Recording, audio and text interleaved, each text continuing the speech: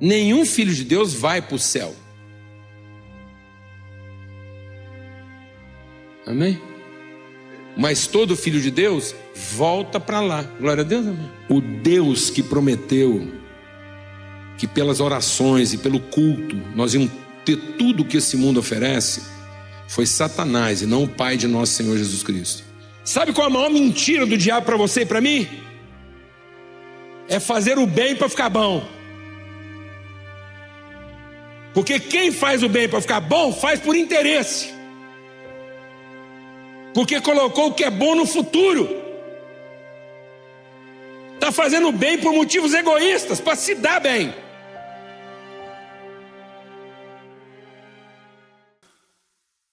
Mas você segura a onda aí. Fala a verdade. Fala a verdade quem está aqui.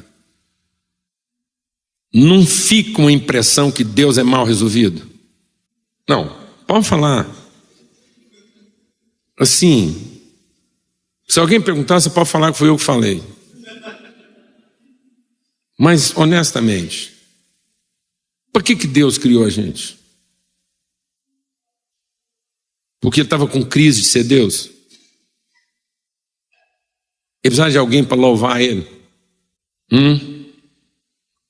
Ele começou uma coisa que não dá conta de acabar? Fala a verdade. Como é que Deus manda a gente organizar as coisas e fazer as coisas certinhas se ele não deu conta de tomar conta de 2? Não, fala a verdade. Deus tinha só um casal para tomar conta. E um casal que não tinha nem umbigo. Nós podíamos passar a noite inteira aqui conversando sobre o fato de que Adão e Eva não tinham umbigo. Que isso é de uma profundidade filosófica inesgotável. Um ser humano sem umbigo. Sem história pregressa, sem maldição hereditária, nada. Você pode dar o nome que você quiser para essa doutrina. Não tinha passado para culpar. É um casal feito por Deus. Não é assim um Borges e um Silva. Não. É um sair de dentro do outro, feito da mesma substância pelas mãos de Deus. Onde é que Deus errou? Foi na mistura do barro? Foi no tempo de forno? Foi a costela errada? O que aconteceu? Gente, isso era uma congregação de 2 membros que tinha culto todo dia. Não, fala a verdade. Fala a verdade. E outra, ele não é o Todo-Poderoso? Ele não sabe tudo? Então por que ele já não fez do jeitinho que queria? Já lá, arrumadinho, tudo lá no céu. Por que essa bagunça toda? Fica parecendo que escapou da mão. Por que essa trabalheira toda? Fala a verdade. Alguém te perguntou se você queria trabalhar nisso? Depois põe nós aqui para trabalhar, ficar cuidando desse tanto de gente, correndo atrás uns dos outros. Para quê? Depois dessa serviceira toda, ainda tem que cantar, fazer culto, dar oferta. Não, pelo amor de Deus, gente. Fala a verdade. Você porque você tem medo de fazer as perguntas, mas fala a verdade. Fala a verdade, mano. É uma serviceira danada. O que Deus tinha na cabeça? Pronto. Aí vem o filho dele na terra. Vê Jesus. Cheio do Espírito Santo. Gerado sem pecado. O cara. Por que ele, em vez de ficar andando com aqueles discípulos lá, aqui para baixo, para cima, uns caras nada a ver. Nada a ver. Meu Deus, quando é de escolher gente, eu vou falar uma coisa. Deus deixa a desejar. Não, olha para a história, mano. Quando é na hora de escolher gente, vou falar um negócio. A gente fica se perguntando.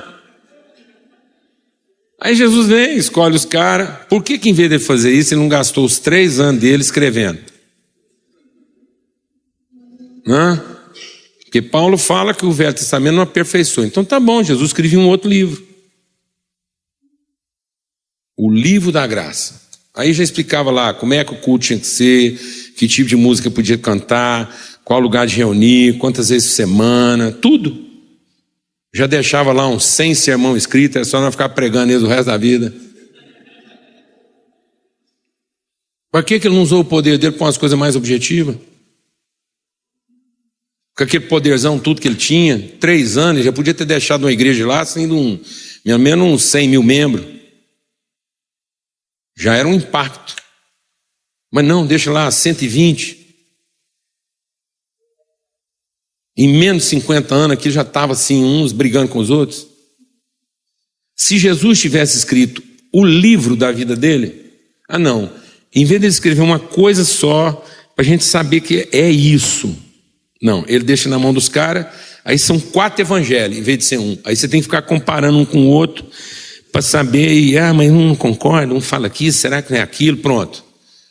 Aí escreve um tanto de livro, os apóstolos já põem umas paradas lá que sim, uma hora é o Tiago discordando do Paulo, aí uns caras falam, não, mas Tiago não podia nem estar na Bíblia, porque Paulo falou que é pela graça, mediante a fé, é fé. O Tiago vem falar, mas também se não tiver obra, a fé é morta. Aí fica essa polêmica, a ponto de ter gente que já rachou com esse negócio. Por que Jesus não explicou, gente, pode perder a salvação, fique esperto. Ou então ele falou assim, não tem jeito de perder não, você fica tranquilo. Já resolvi essa parada, tem irmão que brigou um com o outro por causa desse negócio. Tipo de batismo, horário de culto, quanto tempo tinha que durar. Tudo escritinho. Em vez de ficar essa coisa aqui, toda subjetiva. Mas não. 3 anos trabalhando aqui, na hora de ir embora, em vez de deixar um negócio assim esquematizado, arrumado, uma igreja poderosa. Pensa. Jesus perante Pôncio Pilatos. Representante do Império Romano. O maior poder que já pisou, esquema, organização. 400 anos de império. Você sabe o que é 400 anos de império? E está lá o representante do Império Romano. Vai conversar com Jesus. O que é a verdade? Jesus, você quer saber o que é a verdade?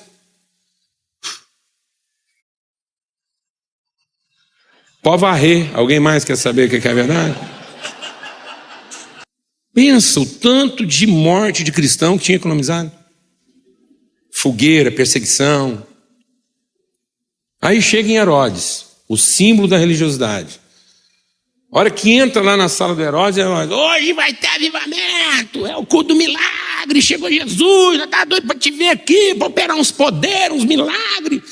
Pensa a chance, seria o avivamento. Jesus entra lá, o Herodes doido para ver um milagre. Jesus olhava para o Herodes e falava assim, deita, rola, morto, em pé, cabeça para baixo. Pronto, o cara via Jesus paralítico, curado, cego, enxerga, pronto, aí ele fazia tudo no Herodes. O cara virava devoto, era o chefe lá do negócio, a igreja já estava montada com pastor, esquema, tudo pronto. Por quê, irmãos? Você nunca se perguntou? Não é pelo serviço. Deus não colocou a gente aqui para um serviço. Não é por uma manifestação de poder. É por uma consciência. É por uma relação.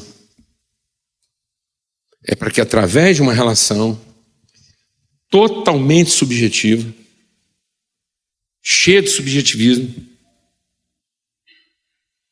algo que excede o entendimento, algo não razoável. Porque quando Paulo está falando dos sofismas que estão na mente das fortalezas, a gente vai confundindo os termos, aí a gente pensa que nós vamos resolver isso racionalizando. Mas há uma diferença crassa entre racionalizar e raciocinar. Meditar não é racionalizar. Racionalizar é o que o diabo ensinou o homem a fazer. O homem gastar tempo tentando descobrir o que está certo e o que está errado, achando que se ele fizer a coisa certa está tudo certo. Essa foi a tentação. Que a partir de um certo estava tudo certo. Porque a partir de um certo eu corroboro o meu direito, minha prerrogativa, minha vaidade, minha soberba. Se eu tiver certo, eu não preciso da relação. Porque não é subjetivo. Mas tudo que Deus fez não era pelo certo e nem pelo resultado. Era pela relação. Para desenvolver uma consciência, um entendimento. Então é para que eu raciocinasse, não para que eu racionalizasse. É para eu entender, amados, que eu não vou encontrar razão. Não há uma razão objetiva. A razão é toda subjetiva. É uma razão pautada numa convicção inabalável. E não numa lógica. A cruz não tem lógica. Perdão não tem lógica. Misericórdia não tem lógica. Paciência tem lógica. Tem lógica ter paciência. Até onde vai a paciência? A partir de onde eu posso perder a paciência? Fala para mim, mano. E a gente ainda encontra um punhado de cristãos que fala assim, não, por fim eu desisti daquela pessoa. Eu falo, por quê? Porque eu já fiz tudo. Eu falo, mas o evangelho não é o contrário? O evangelho não era ele fazer tudo contra você e você surpreendê-lo?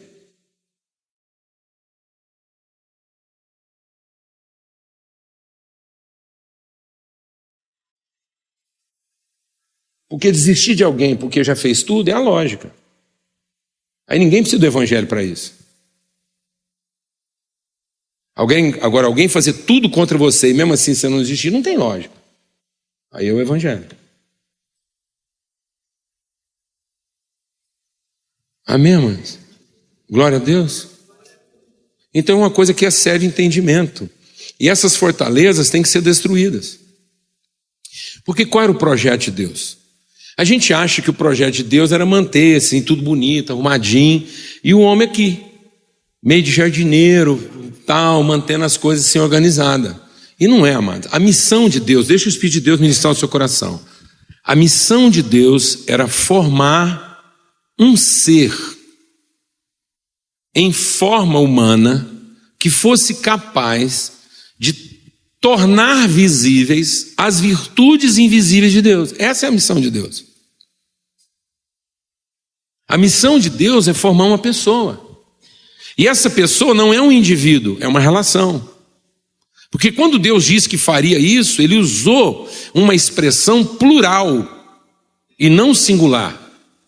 Até então, Deus usou o seu poder. E enquanto Deus estava usando o poder dele, criando todas as coisas, a gente não sabia qual era a sua natureza.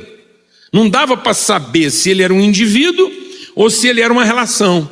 Mas quando finalmente Deus revela qual é a sua missão, quando Deus desafia ele mesmo a um propósito, porque até então Deus está fazendo, com que propósito? Você sabia? Você sabia por que Deus disse, haja luz? Não, não dá para saber, só dá para saber que houve luz. Os animais, as plantas, até ali não dá para saber, só dava para saber que Deus tinha poder para fazer e fez, até que Deus revela uma vontade. Até aí eu conheci um poder, mas aí Deus excede do poder e revela uma vontade. Ele desafia ele próprio e ele fala consigo daquilo que é o desejo dele, a vontade dele. E a vontade dele é fazer uma pessoa que seja segundo a natureza dele e que possa, por ser da natureza dele, materializar virtudes, para que ele pudesse ser conhecido e não reconhecido.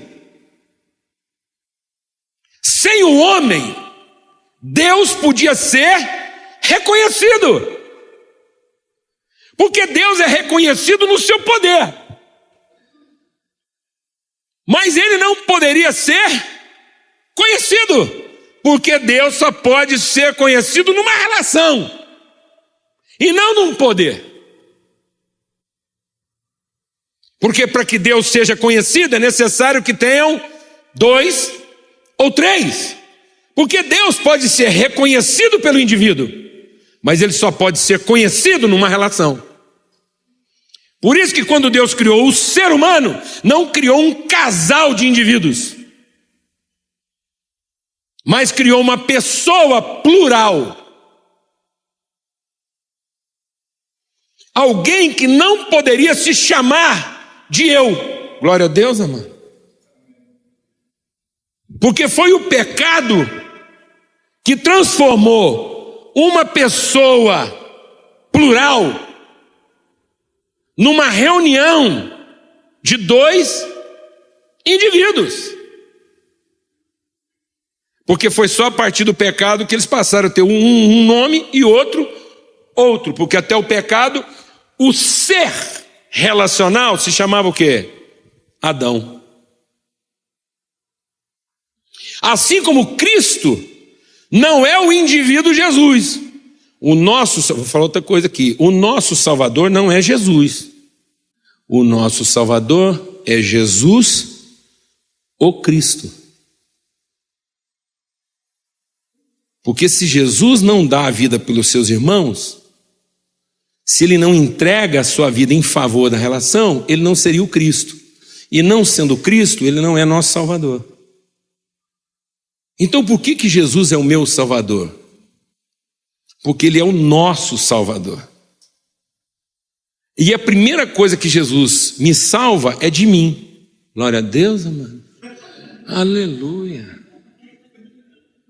Porque ele não salvou nem ele mesmo, mas deu a sua vida por nós. Por isso que quando a palavra de Deus anuncia, diz, é nascido o Salvador. Quem que é o Salvador? É Cristo o Senhor. E quando Jesus pergunta para os discípulos, e vocês, quem dizem que eu sou? E Pedro, tomado pelo Espírito Santo, diz, tu és o Jesus, filho de José. Não, tu és o Cristo, o Filho de Deus. Glória a Deus, amado. Então por que Jesus é o nosso Salvador? Porque ele nos revelou o ser humano que Deus quer que nós sejamos. Aleluia. Porque Jesus não é o nosso Salvador? Porque ele veio aqui para nos levar para o céu. Jesus é o nosso Salvador porque ele veio aqui mostrar o que todo filho de Deus faz aqui na terra antes de voltar para o céu. Amém, irmão? Porque primeiro ele vem mostrar para nós que só é filho de Deus quem veio de lá. Amém? Então, nenhum filho de Deus vai para o céu. Amém? Mas todo filho de Deus volta para lá. Glória a Deus, amado. Amém? Amém, amado? Porque tendo feito a vontade de Deus na terra, é para lá que a gente volta. Glória a Deus, amado. Aleluia. Porque o que é a salvação? Só há salvação se eu entendo, e meu entendimento é transformado, que eu não sou um ser humano querendo ir para o céu. A salvação está em saber que eu sou um filho de Deus querendo ser humano na terra. Amém? Amém? Então a espiritualidade não é um esforço humano de ser espiritual. A espiritualidade é um esforço espiritual de ser humano. E por que você não está conseguindo ser o humano que Deus quer que você seja? Porque você anda querendo fazer a sua vontade na terra e Deus te guarda de tudo quanto é coisa ruim enquanto você faz a sua vontade na terra e depois, como prêmio, ele te leva para o céu. Por isso que a maioria dos crentes vem para a igreja buscar o quê? Poder de Deus para fazer a sua vontade. E não para vir aqui buscar o quê? A vontade de Deus. Qual foi a última vez que você orou perguntando para Deus o que ele está precisando hoje? Não? Estou chocado. Qual foi a última vez que você começou o dia e falou assim, e aí Deus, o que o Senhor está precisando hoje? De mim, seu filho.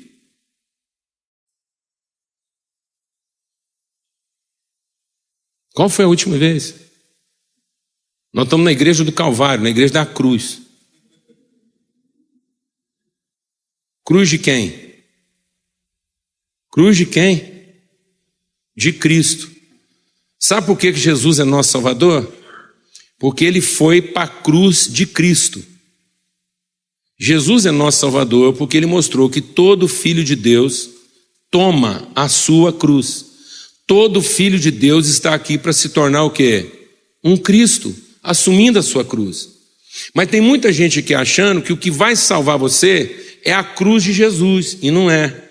O que nos salva é ver que Jesus tomou a cruz de Cristo e ele diz que agora cada um tem que tomar a sua. Glória a Deus, amado. Glória a Deus, irmão. Porque eu fico achando que a cruz de Jesus vai me proteger de tudo quanto é capeta. Vai me proteger de uma mulher ruim, do marido ruim. E aí, a hora que o marido está ruim, eu mostro a cruz de Jesus para ele. Sai, Satanás! Porque eu quero usar a cruz de Jesus contra todo mundo que pode me fazer mal. Deixa Deus ministrar o seu coração. Quem escreveu muito bem sobre isso foi o John Stott, falando sobre a cruz de Cristo. Você sabia por que os cristãos marcavam tudo com a cruz? Punha a cruz num cheque, tinha gente que punha a cruz até no dinheiro. Você sabe por que a igreja começou fazendo o sinal da cruz? Sabe não? Não é pecado não, pode fazer. Você sabe por quê?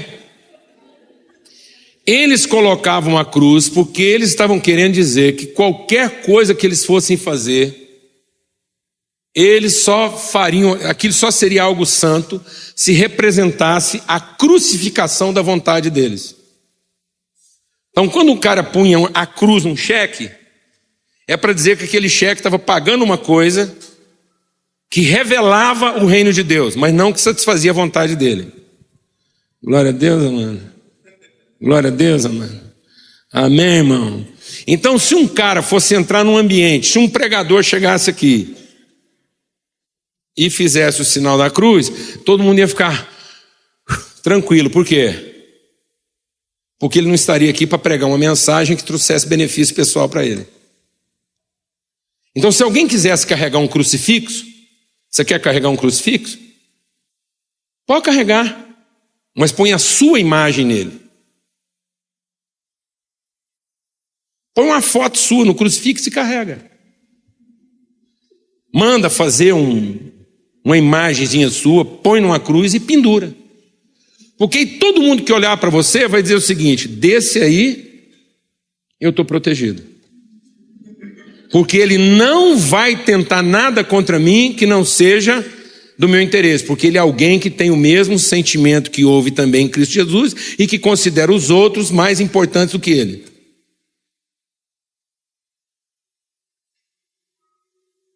Então, por que Cristo é o meu Salvador? Porque agora em Cristo eu sei ficar por último.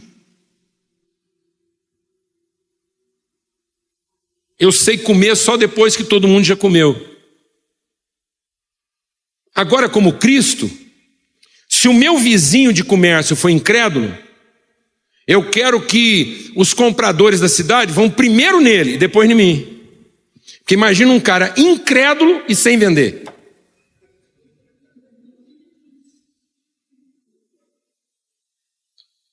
Se eu for de Cristo, eu quero que as vagas das escolas sejam ocupadas primeiro pelos incrédulos e depois pelos nossos filhos.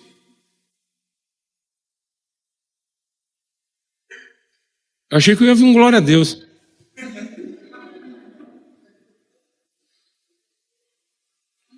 Por que nós não estamos conseguindo transformar a cidade? Porque em muitos aspectos a gente tem a tendência de colocar a cidade para trabalhar para nós. Nós apresentamos para a cidade nossas carências. E não entendemos que a cidade só vai ser transformada a partir daquilo que eu tenho para ofertar para ela, quando eu sou Cristo para ela. E isso muitas vezes não está acontecendo porque eu estou pregando um evangelho sem relação. Alguém está entendendo o que eu estou falando aqui? Eu estou apresentando um evangelho que não fala de nós. Muitas vezes a igreja não é um nós. A igreja é uma reunião de vários eus. Um nós não é um conjunto de eus. Nós não é plural de vários eus. Nós não é plural de eu. Nós é a primeira pessoa em plural. Amém, irmãos? Glória a Deus, amado. Aleluia. Vem cá vocês dois aqui. Deixa eu explicar um negócio. Vem cá.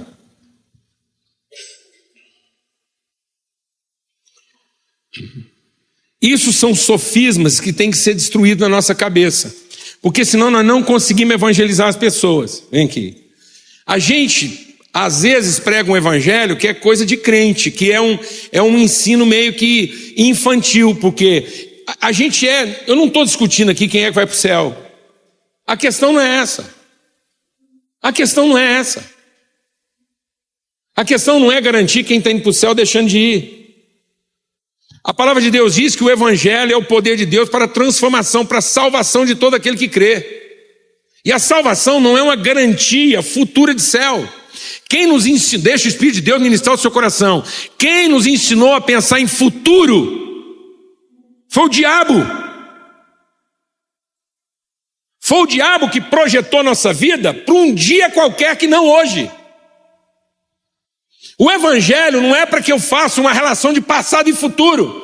Eu fui uma pessoa ruim no passado, mas eu posso me tornar uma pessoa boa no futuro. Isso é ensino de demônios. O evangelho é para revelar a eternidade do propósito de Deus na minha vida. Se no passado eu fui uma pessoa ruim, é porque eu era ignorante a respeito do propósito de Deus. E eu não tenho que ficar preocupado com o futuro, porque agora que eu vi a luz do evangelho, a última coisa que eu estou preocupado é o que vai acontecer comigo no futuro. Porque eu sei que agora a história não vai para o futuro. A história não é para contar passado e futuro. A história é para revelar a vontade eterna de Deus. O que prevalece na história é a eternidade. Então a história não caminha para o futuro. A história vem da eternidade e caminha para a eternidade. Se eu não entendo isso, eu quero usar o evangelho para corrigir as coisas do passado. Pensando que se eu corrigir as coisas do passado, eu vou garantir para mim um futuro melhor. Isso é o capeta. Pega a história de Jesus, o Filho de Deus, e corrige o passado de Jesus. Desata o nó de Tamar. Desata o assassinato de Urias. Corrige isso. Vai lá e conserta isso. Evita o pecado de Tamar. Evite o pecado de Davi. O que Deus está nos dizendo é que, ainda que eu possa ter feito todas as coisas erradas, isso só tem peso de condenação por conta da minha ignorância. Então arrependimento não é ficar triste pelo que eu fiz de errado, pensando que agora eu vou acertar no futuro. Arrependimento é a tristeza de ter ignorado a vontade eterna de Deus. E que agora eu não quero uma felicidade futura. Agora eu quero revelar a eternidade de Deus nas minhas relações. Não quero viver para mim mesmo. Quero ser Cristo como Jesus foi Cristo. De modo que alguém possa dizer, esse aqui é o Diego, o Cristo. Porque ele é um com Cristo, tem o Espírito de Cristo, vive como Cristo e tem mente de Cristo. Porque todos os filhos de Deus se chamam como? Cristo. Porque esse é o nome que foi dado e que está acima de todo nome. Mas a gente acha que assim, Jesus disse, tudo que você pedir em meu nome, eu vou te dar. Aí o cara acha que ele pode pedir qualquer coisa, desde que lá no finzinho ele usa lá, em nome de Jesus, amém. Eu vou explicar aqui o que é pedir qualquer coisa em nome de Jesus, o Cristo. Você pega uma oração, a próxima vez agora, você escreve ela, tudo que você está pensando em pedir. Lê aquilo umas 5 vezes, e a hora que você tiver certeza que você não está pedindo nada em seu próprio benefício, você diz, essa é uma oração de um Cristo. Aí Deus vai te dar. Porque tudo que você pedir, que não seja para você, mas seja para abençoar alguém, Deus vai te dar. Porque Tiago diz isso, vocês pedem muito e recebem pouco, porque vocês continuam pedindo para gastar em vossos próprios deleites. Porque no fim eu não estou orando para que eu seja o marido que a minha mulher precisa que eu seja.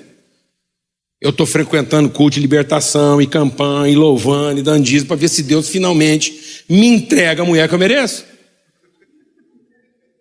Alguém aqui está entendendo o que eu estou falando ou não, mano? O que esses meninos estão fazendo aqui? É porque a gente não entendeu o nós. A gente prega o evangelho mais ou menos assim: Jesus, o pecador perdido e o salvo. Quer trocar? Então, ele está mais com cara de Jesus. O cara está sem convicção. Jesus, agora sim, agora faz sentido. O perdido. Pronto. E o crente. Eu, tu, ele. Agora vamos fazer uma campanha evangelística.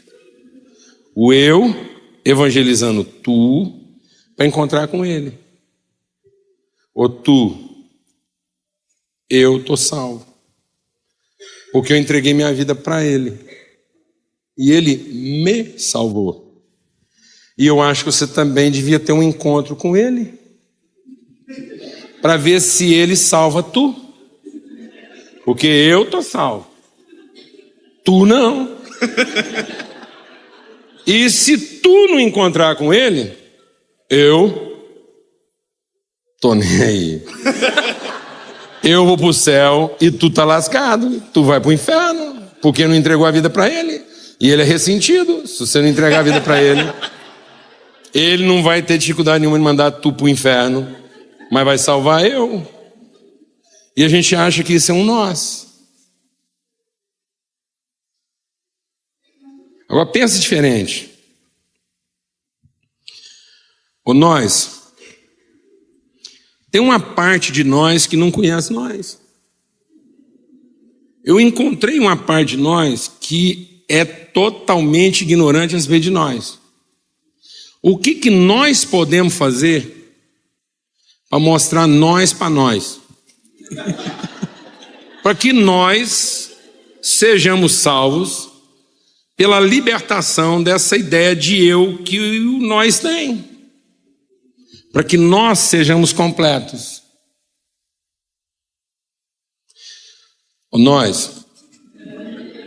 Nós viemos aqui te apresentar nós. Porque você não conhece nós. E porque você não conhece nós, você pensa que é eu. E essa é a sua perdição.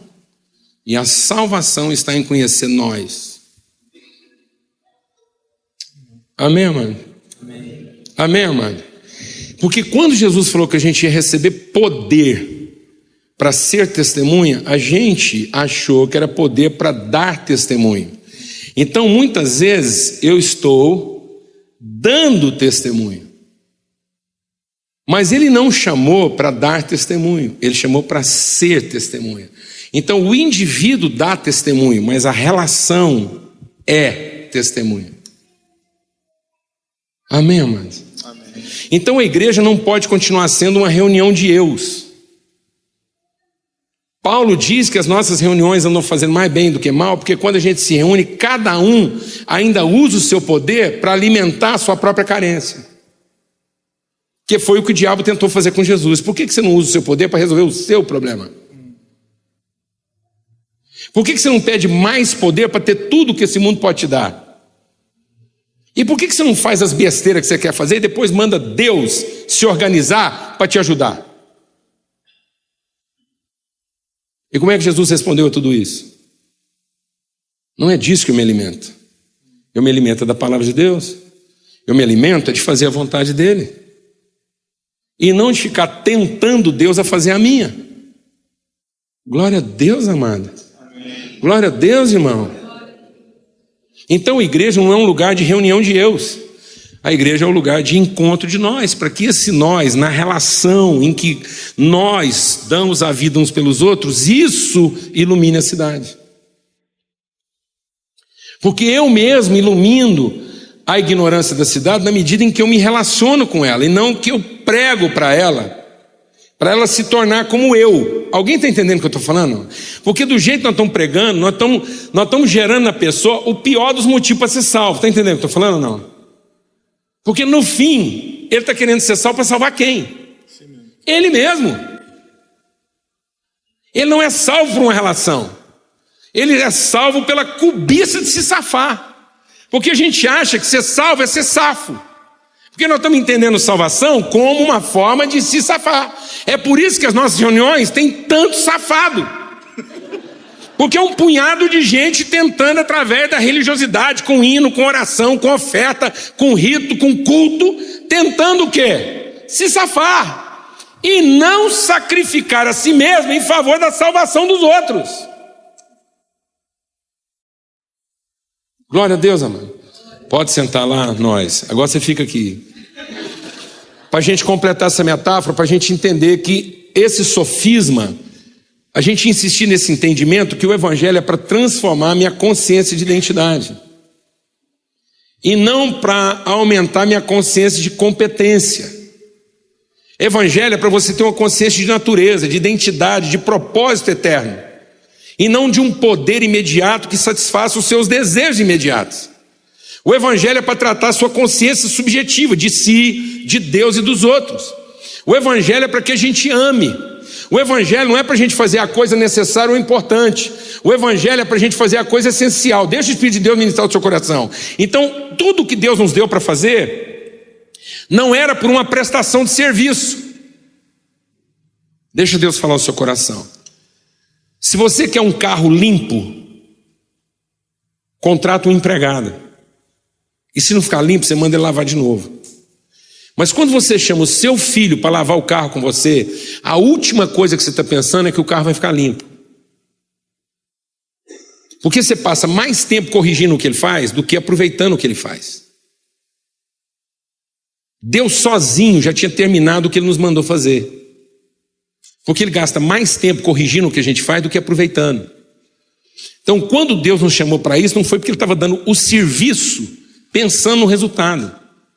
Ele nos deu um trabalho para transformar nossa consciência. Então, se aquilo que eu estou fazendo como empresário, como pastor, como pregador, como músico, o que for, se eu estou achando que eu estou prestando um serviço a Deus, eu estou perdendo meu tempo. Porque prestando serviço a Deus, eu quero que Ele me reconheça. Não, amados, Ele nos deu um trabalho para que no trabalho eu o conheça e o torne conhecido. Tudo que Deus nos deu para fazer foi para que nós pudéssemos ser participantes, para que a gente desenvolvesse em nós, em favor dos outros, as virtudes. Porque na medida em que eu me coloco para abençoar, as virtudes de Deus que estão depositadas em mim vão se evidenciando, e eu mesmo passo a ter consciência da pessoa que Deus disse que faria de mim. Glória a Deus, amém. E que Cristo veio para mostrar que pessoa é essa. Então Cristo é o meu Salvador porque Ele é o meu paráclito, Ele é a referência. Ele não é o Salvador porque Ele me safa. Ele é o meu Salvador porque Ele é uma referência absoluta, imóvel, permanente de como é que eu posso ser guiado pelo Espírito. Ele é o padrão de todo cristão.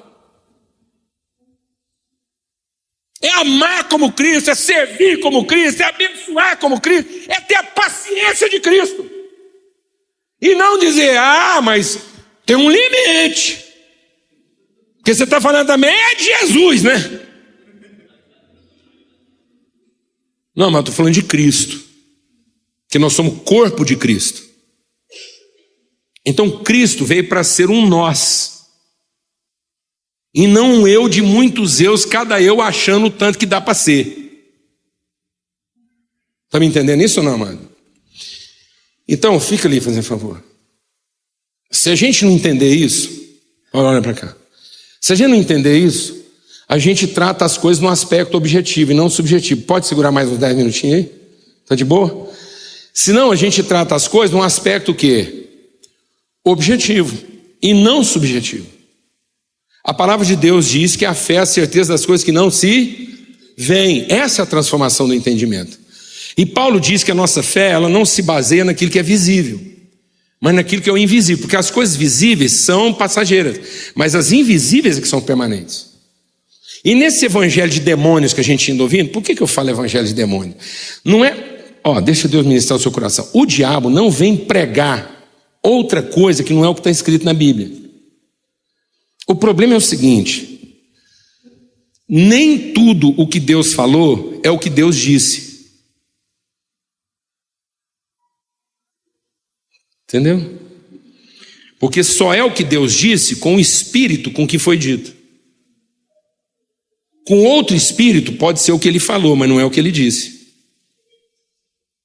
E o diabo é mestre em falar das coisas que Deus falou, com outro espírito. Amém, irmão? Então, quando o diabo quer enganar, a Bíblia diz: a letra mata, o espírito é que vivifica. Então, se ele veio para matar, roubar e destruir, o que ele vai usar? Outro livro? Não, pois na própria Bíblia diz que essa letra aqui, sem o espírito, mata. E ele veio para matar, então o próprio Deus falou que a melhor arma que ele tem para matar os outros é o quê? O livro de Buda? Não, a Bíblia. Com o espírito de quem quer se salvar. Com o espírito anticristo. Um espírito que diz: salva-te a ti mesmo. Então, como eu tenho uma ideia objetiva e não subjetiva, e eu não entendo que os inimigos estão no meu entendimento, quando Jesus diz assim: eu sou o caminho, a verdade e a vida, o que a gente pensa? A gente pensa numa relação tempo-distância, porque para nós caminho é tempo-distância. Então, se Jesus é o caminho, a verdade e a vida, o Pai que ele está falando está onde? Fala, irmão. Fala, irmão. Quando você fala com Deus, onde é que ele está? Fala, irmão. Você fala com Deus dentro ou em algum lugar? Quando você está rezando mesmo na unção, onde é que Deus está?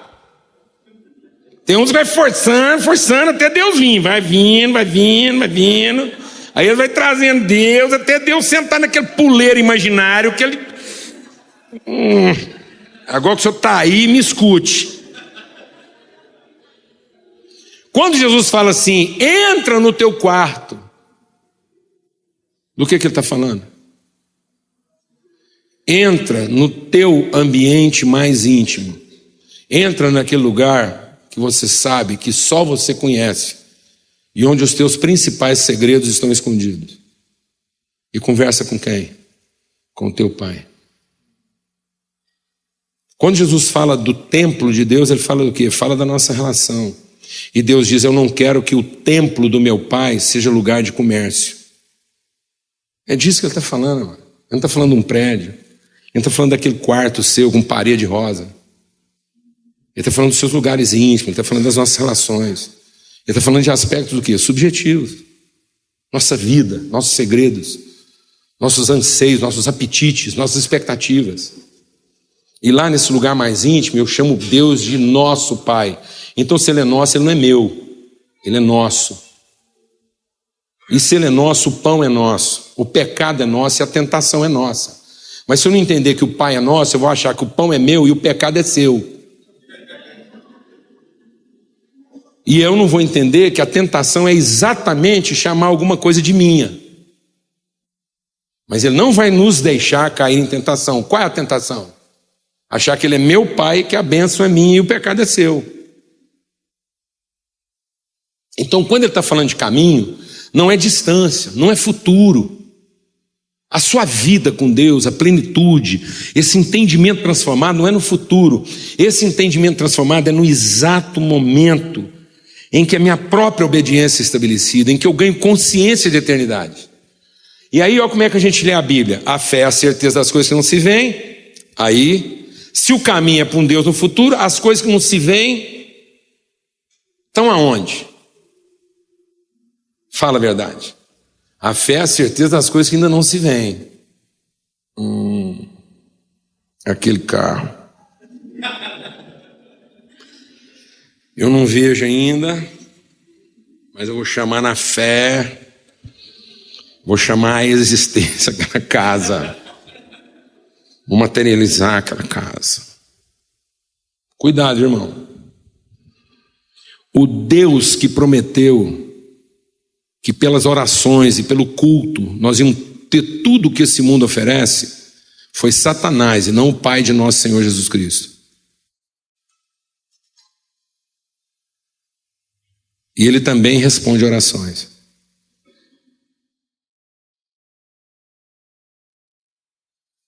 Entendeu? Entendeu ou não? Então, aí é a certeza das coisas que ainda não se vê. Eu estou pensando o quê? É um Deus no futuro que me dará coisas no futuro. Não, amado. É um Deus em nós, o Espírito em nós, e são as coisas que ainda não se vê a respeito de mim. Amém? Então, haja o que houver na minha vida, independente da situação ser favorável ou contrária, independente de estar acontecendo uma coisa que me ajuda, ou qualquer situação, todas as coisas cooperam para o bem daqueles que amam a Deus. Porque se eles forem movidos de fé, eles vão conhecer coisas a respeito deles mesmos, que são virtudes de Deus, que eles nem sabiam que estavam lá. Glória a Deus, amado. Então a fé é para que quando alguém irritar você descobrir que você tem uma paciência que você não sabia que tinha. Glória a Deus, irmão. Amém, irmão? Glória a Deus. Quando alguém te der na cara, você vai oferecer outra face, porque a fé não te promete que você não vai apanhar. A fé te promete que você vai apanhar 2 vezes da mesma pessoa e não vai ficar com raiva. Amém, mãe? A fé não é para você não apanhar nunca. A fé é para você apanhar 2 vezes e ainda não ficar com raiva. Glória a Deus.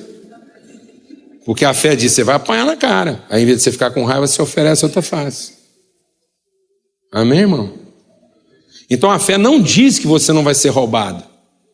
A fé diz que ao ser roubado, você vai chamar o ladrão e vai entregar para ele o que ele estava esquecendo de levar.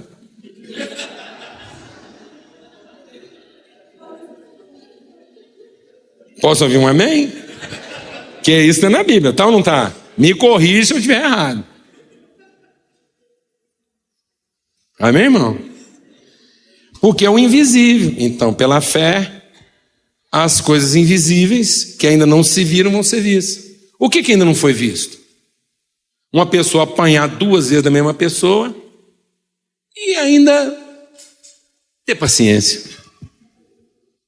Glória a Deus, irmão. Aleluia. Gente querendo uma mulher boa, um marido fantástico, filho bom, isso já foi visto, né?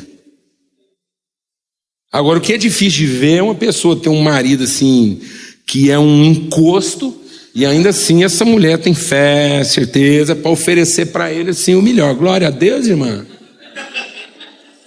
Posso ouvir um amém? Então, olha aqui. É uma relação tempo-distância, caminha para o futuro e não para a eternidade.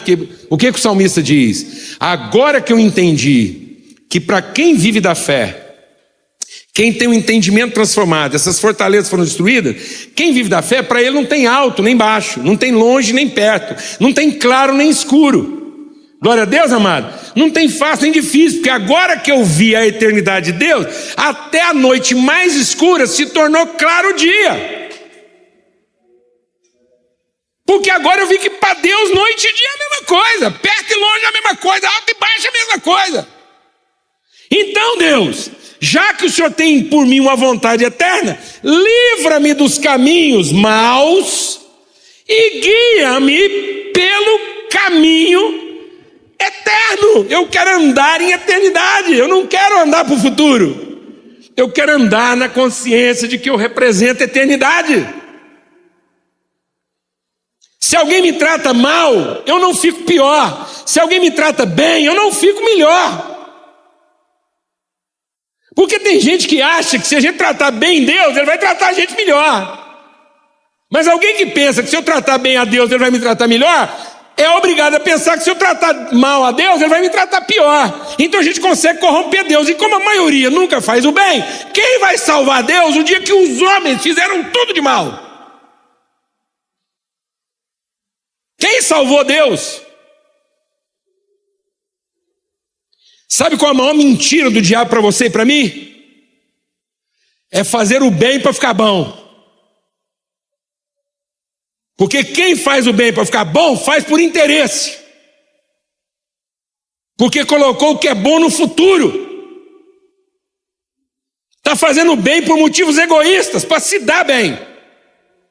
A gente não faz o bem para ficar bom, a gente faz o bem porque é bom. A gente faz o bem porque é disso que a gente é feito. A gente não ama para ser amado. A gente ama para que aquele que ainda não foi amado conheça do mesmo amor que eu conheci. Portanto, um cristão não precisa ser amado, porque já foi. O cristão está aqui para quê? Para amar do mesmo jeito que ele foi amado, porque quem ainda não conhece o amor, conheça do mesmo jeito que a gente conhece. Então fala para quem está do seu lado, seu cônjuge, sua mulher, seu marido, seu amigo. Eu não preciso que você me ame.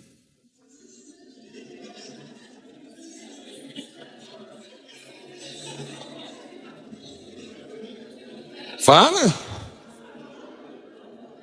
Fala, você tem medo. Onde tem medo, o amor não é aperfeiçoado. E aí?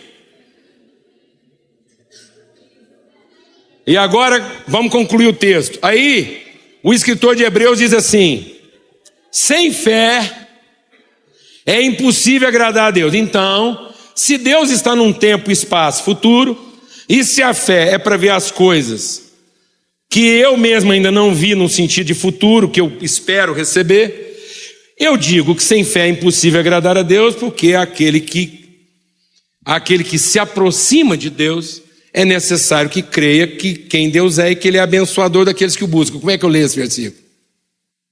Sem fé, Deus não vai gostar de mim. Mas se eu tiver fé, Deus vai gostando.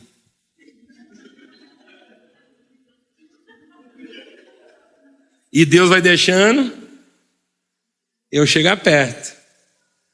Perto o suficiente para que Ele, vendo a minha fé, me abençoe, porque Ele é abençoador de todos os que o buscam.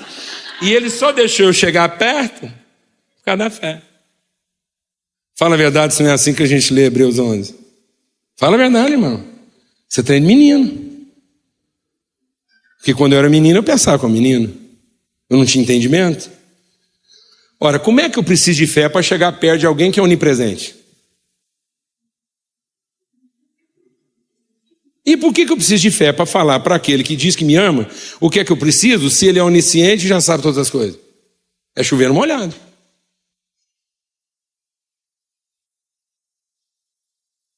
Então o que o texto está dizendo? Que a vitória que vence o mundo é a nossa fé. Porque a fé é a forma de entendimento que se mostra, que se revela, é a forma de entendimento que se apropria da minha vida a partir da revelação do amor de Deus. E o amor de Deus revela que Ele me amou como um filho e Ele me deu a vida do filho.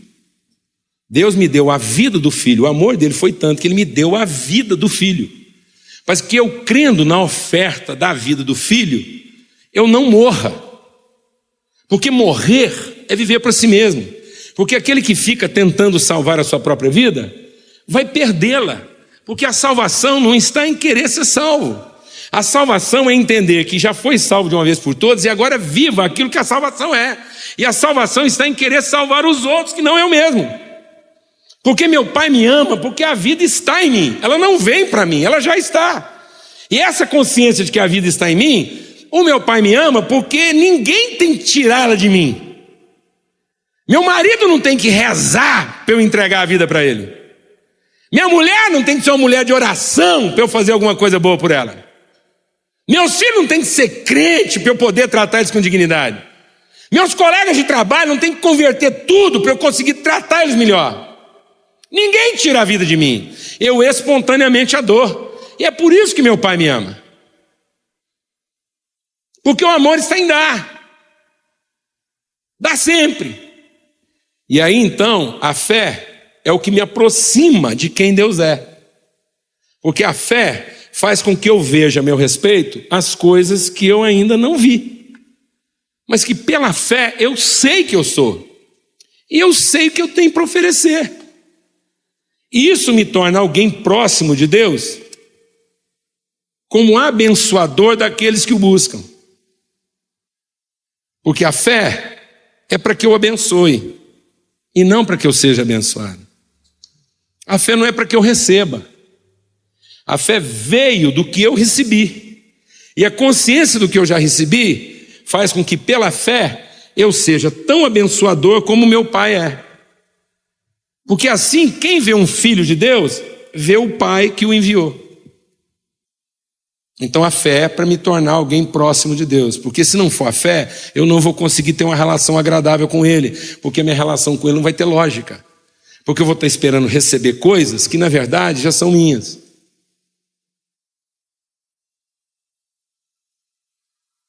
E na verdade o peso da minha vida não está no fato daquilo que eu ainda não recebi. A minha vida só está pesada porque eu ainda não entreguei aquilo que eu já tenho. Quem está entendendo o que eu estou falando aqui, amado? Obrigado. Você entendeu isso? Você não está ansioso nem amargurado porque você tem medo do futuro. A gente fica ansioso porque a gente não conhece a Deus. E a gente não fica amargurado pelo que as pessoas fazem de errado conosco. A gente fica amargurado porque, não conhecendo a Deus, a gente acha que o que nos salva é o certo que a gente fez. Então a gente não fica amargurado porque alguém fez alguma coisa errada. É porque alguém não fez segundo o certo que eu achei que fiz.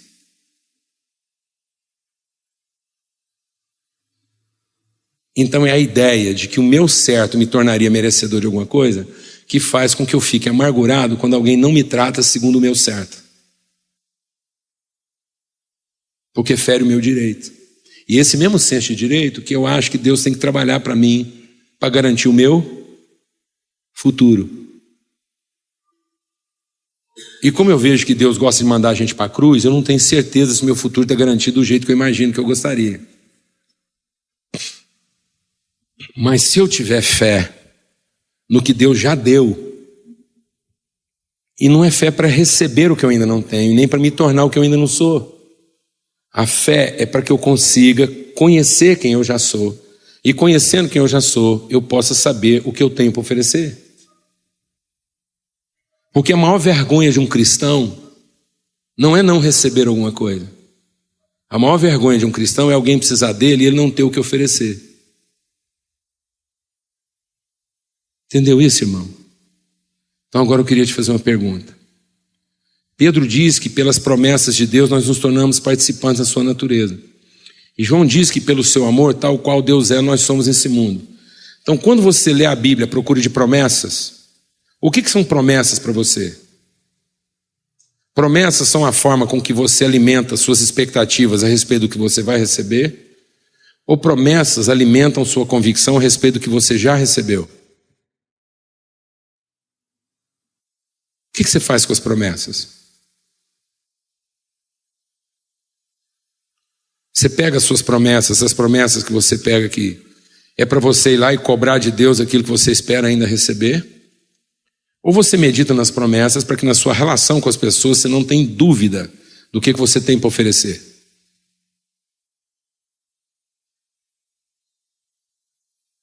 De que se você está enfiado em algum tipo de problema, ou se você está convivendo com gente complicada, é porque Deus sabe que você tem algo para oferecer nessa relação. Glória a Deus, amado. Em nome de Jesus. Essa é a igreja da cruz. A igreja que pensa o tempo todo naquilo que ela pode oferecer para a cidade. A igreja que pensa o tempo todo naquilo que nós podemos oferecer uns para os outros. E que usa a sua fé para dar sempre. Amém? Então, se tem alguma raiz de amargura te prendendo, se tem alguma cadeia de ansiedade te amarrando, que isso seja quebrado aqui essa noite. Que o diabo não continue construindo fortalezas na nossa mente. E que a gente entenda que uma vez cumprida a nossa obediência, uma vez cumprida a obediência de todos nós vamos ser capazes de trazer todo o entendimento cativo da obediência de Cristo. E por que a gente não consegue trazer todo o entendimento cativo da obediência de Cristo? Porque nós ainda estamos ocupados em que a nossa vontade seja feita. Nós ainda estamos ocupados em receber o que nós ainda não temos. E nos tornar aquilo que nós ainda não somos. O que a gente ensina para os nossos filhos quando manda eles para a escola? A ter conhecimento ou a encontrar formas de reconhecimento?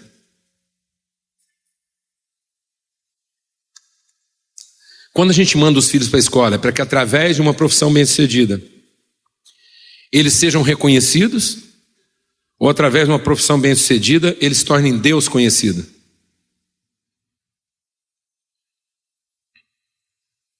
Quando a gente manda um filho para a escola, é para garantir o futuro deles, ou para garantir que eles são instrumentos de eternidade?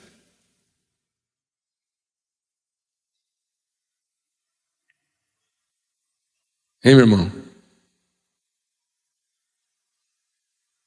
A gente quer boas oportunidades na vida para revelar a eternidade do amor de Deus ou para garantir o futuro?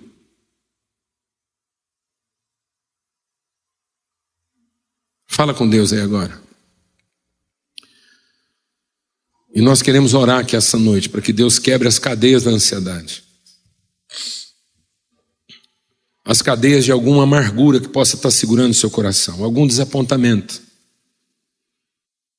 alguma felicidade projetada. Se você ainda está à procura de ser feliz e não em ser contente, ser cheio, a alegria vem de ser contente e não de ser feliz. A alegria vem de ser completo.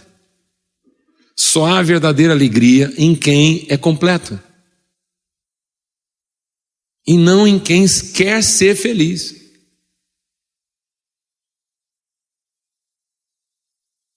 Então não faça planos para ser feliz. Faça planos para conhecer a vontade de Deus, para ser uma pessoa completa, para entender o verdadeiro propósito da sua vida. Porque mesmo que aparentemente alguma coisa esteja dando muito errado, você é uma pessoa completa, você sabe que você está dentro do propósito de Deus para a sua vida. Por que Jó ia morrendo de desespero, amados? Porque ele racionalizou. Ele foi tentando encontrar uma razão para aquilo e não tinha razão. Até que Deus falou para Jó: para de racionalizar e vem raciocinar. E quando Deus chamou Jó para raciocinar, Deus falou: Jó, eu tenho uma vontade eterna e nenhum dos meus planos vai ser frustrado. E quando Jó finalmente entendeu a eternidade dos projetos de Deus, ele parou de tentar racionalizar sua própria felicidade e foi cuidar dos amigos. E Jó alcançou uma prosperidade muito maior cuidando dos outros do que a prosperidade que ele alcançou cuidando dele mesmo. Porque Jó era como uma criança. Jó era um cara que ia para o céu. Mas ele conhecia Deus de ouvir falar. Mas agora ele via Deus. E ele via Deus onde? Onde é que Jó agora via Deus? Onde é que Jó via Deus? Nele. Ele via as virtudes de Deus nele. Ele via a eternidade de Deus. Ele viu que Deus o fez para um propósito. Ele viu a eternidade de Deus nele. Tanto viu a eternidade de Deus nele que ele começou a cuidar dos outros. Parou de preocupar consigo. Por que Jó viu a Deus? Porque parou de preocupar consigo. Foi salvo de quem? De uma mulher difícil? De amigos difíceis? Do luto dos seus filhos? Não, de quem que Jó foi livre? De quem que Jó foi salvo? Dele mesmo. Amém, meu irmão? Cristo veio para nos salvar de nós. Para que a gente encontre o propósito de Deus. Se eu pudesse traduzir pecado numa frase, eu traduziria conforme o que está lá em Gênesis. Pecado é comer primeiro e repartir depois. E santidade? Eu traduziria santidade na ceia de Jesus, que é repartir primeiro e comer depois. Glória a Deus, amados. Amém? O que está nos matando, amado? Comer primeiro e repartir depois. E onde está o testemunho da nossa salvação, amados? Repartir primeiro e comer depois. Glória a Deus.